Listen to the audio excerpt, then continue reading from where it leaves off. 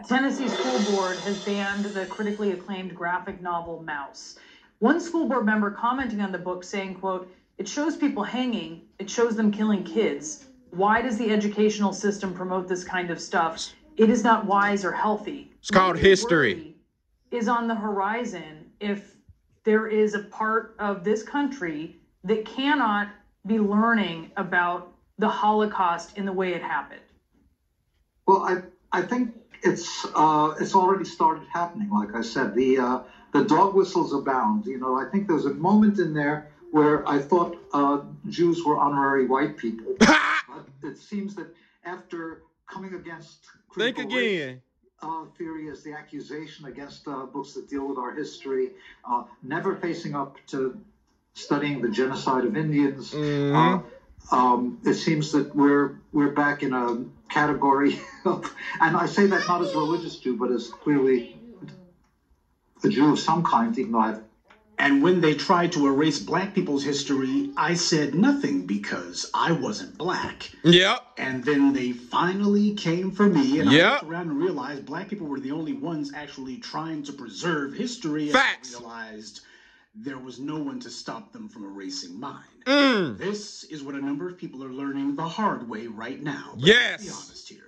Some of these folks who are getting their wake-up call, they've been some of the very people who have been helping to bring things to this point. Preach! There's been a lot of people who have been playing footsie with white supremacy for the longest time. Preach! Because as far as they were concerned, this is how they solidified their place in the racial hierarchy. Facts! Dumping on black people is how you reassure the dominant society that you're on the team. And it's the way you let them know, hey, don't mess with my position on the totem pole. Why, I'm kicking the black people too, see?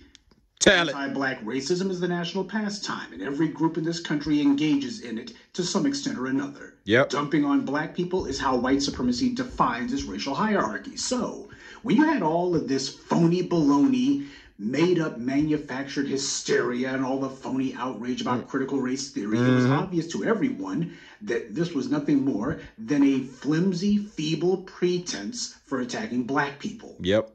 And there were a lot of people who were going along with it, not with an aggressive, yeah, get those black people, but instead doing it the way they've always done it. True. With a wink and a nod. Yeah, we get it. This is the latest lie that we're going to use as the latest pretense and pretext for attacking black people. We know what this is really about, though. Wink, wink, nudge, nudge.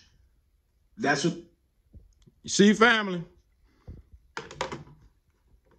You see how that go? You see how that go? What I said it before. I said this a while back. I said, see, all these other so-called ethnic groups are gonna suffer from allowing the Jew, the true Israelite, who have been robbed, beaten, stripped, left for dead. Y'all all have walked over us.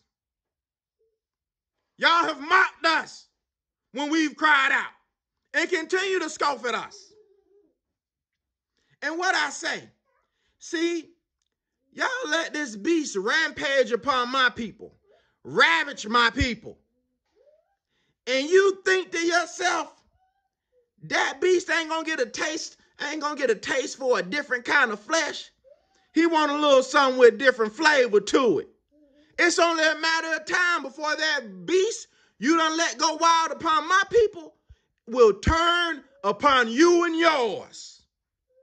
And those of us who you let the beast mangle already, don't expect any tears from us. Expect mocking. Expect sarcasm. Expect laughter. This is what you should expect from us now. Because we're done expecting anything from anybody else other than the Most High God. His word is truth. And truly, as the scriptures say, the wicked seek to cover up, hide their sin, erase the history books, take it out of the history books. We don't want that being told about us. They will not prosper, and neither will those who have allied with them to dogpile upon Israel, true Israel, the so-called Negroes scattered throughout the four corners of the earth.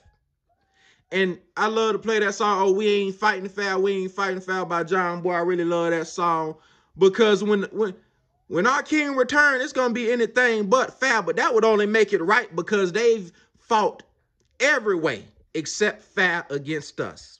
Psalm 83 reminds us, all the nations are confederate against us. They've all been dogpiling on us. All of them. And God sees and God knows. And we knew this was to come. The world will hate us because our God chose us from among this world, out of this world.